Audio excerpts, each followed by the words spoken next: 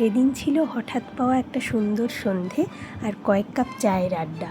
দিদির তরফ থেকে ছিল এই দুর্দান্ত ট্রিটটা। উত্তরপাড়া কফি হাউস যে এত ভালো কাবাব বানায় সেটা সত্যি দাদা দিদিরা না থাকলে জানতে পারতাম না।